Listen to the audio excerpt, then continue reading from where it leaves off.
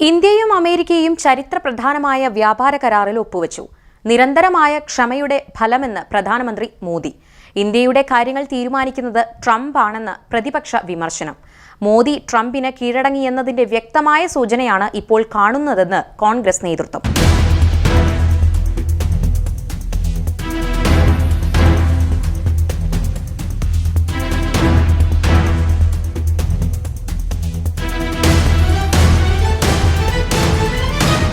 ഇന്ത്യയും യുഎസും തമ്മിലുള്ള വ്യാപാര കരാറിൽ തീരുമാനമായതിന് പിന്നാലെ പ്രധാനമന്ത്രി നരേന്ദ്രമോദിക്ക് തിളക്കമേറി.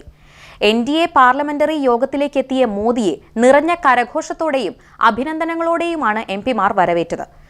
യുഎസുമായുള്ള വ്യാപാര കരാർ ദീർഘകാലത്തെ ക്ഷമയുടെ ഫലമാണെന്നും താരിഫ് ചർച്ചകളെക്കുറിച്ചുള്ള വിമർശനങ്ങൾ ഇപ്പോൾ രാജ്യത്തിന് അനുകൂലമായ ഫലത്തിലെത്തിയെന്ന് പ്രധാനമന്ത്രി പറഞ്ഞു. എംപിമാരോട് പാർലമെന്റിൽ പൂർണ്ണ ഹാജർ ഉറപ്പാക്കാനും ചർച്ചകളിൽ സജീവമായി പങ്കെടുക്കാനും മോദി അഭ്യർത്ഥിച്ചു. സർക്കാരിന്റെ പ്രവർത്തനങ്ങൾ പൊതുജനങ്ങളിലേക്ക് ഫലപ്രദമായി എത്തിക്കേണ്ടതിന്റെ പ്രാധാന്യം അദ്ദേഹം ഊന്നിപ്പറഞ്ഞു.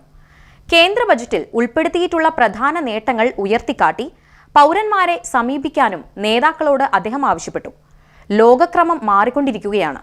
അതിന്റെ ഗതി ഇന്ത്യയിലേക്ക് കൂടുതൽ ചായുകയാണ്. വിവിധ ആഗോള വേദികളിൽ താൻ ഇത് പറഞ്ഞിട്ടുണ്ട്.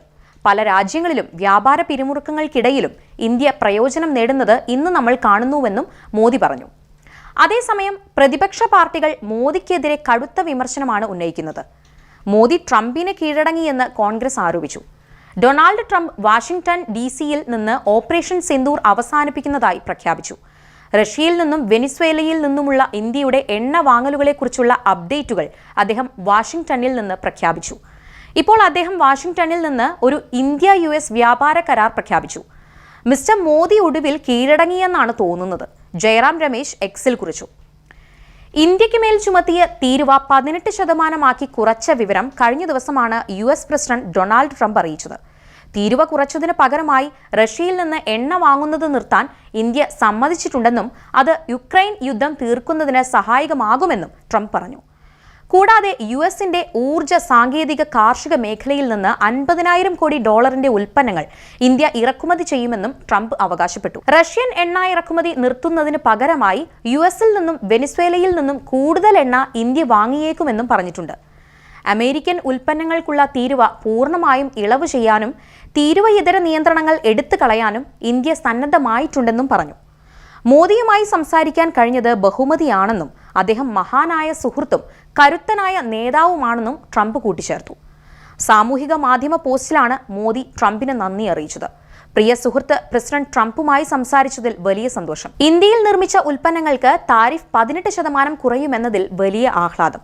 ഈ അത്ഭുതകരമായ പ്രഖ്യാപനത്തിന് 140 കോടി ഇന്ത്യക്കാരെ പ്രതിനിധീകരിച്ച് നന്ദി പറയുന്നു. ലോക സമാധാനം, സ്ഥിരത, സമൃദ്ധി എന്നിവയ്ക്ക് പ്രസിഡന്റ് ട്രംപിന്റെ നേതൃത്വം നിർണായകമാണ്. സമാധാനത്തിനായുള്ള അദ്ദേഹത്തിന്റെ ശ്രമങ്ങളെ ഇന്ത്യ പൂർണ്ണമായി പിന്തുണയ്ക്കുന്നു. നമ്മുടെ പങ്കാളിത്തം അഭൂതപൂർവമായ ഉയരങ്ങളിലേക്ക് കൊണ്ടുപോകുന്നതിനായി അദ്ദേഹവുമായി ചേർന്ന് പ്രവർത്തിക്കാൻ ആഗ്രഹിക്കുന്നു, മോദി എക്സിൽ കുറിച്ചു. തീരുവ കുറച്ചതിൽ പ്രധാനമന്ത്രി നന്ദി പറഞ്ഞെങ്കിലും വ്യാപാര കരാറിനെക്കുറിച്ച് പരാമർശമില്ല. ഇതാണ് പ്രതിപക്ഷം ആയുധമാക്കുന്നത്. അതേസമയം 3 ദിവസത്തെ സന്ദർശനത്തിന് വിദേശകാര്യമന്ത്രി എസ് ജയശങ്കർ US-ലെത്തിയിട്ടുണ്ട്. അമേരിക്കൻ സ്റ്റേറ്റ് സെക്രട്ടറി മാർക്കോ റൂബിയോയുടെ നേതൃത്വത്തിൽ നടക്കുന്ന ധാതു സംരക്ഷണവുമായി ബന്ധപ്പെട്ട നിർണായകമായ മന്ത്രിതല യോഗത്തിൽ അദ്ദേഹം പങ്കെടുക്കും.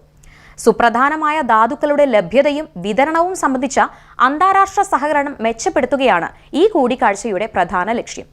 ഇരു രാജ്യങ്ങളും തമ്മിലുള്ള തന്ത്രപ്രധാനമായ ബന്ധം കൂടുതൽ ശക്തമാക്കാൻ ഈ സന്ദർശനം സഹായിക്കുമെന്ന് പ്രതീക്ഷിക്കപ്പെടുന്നു.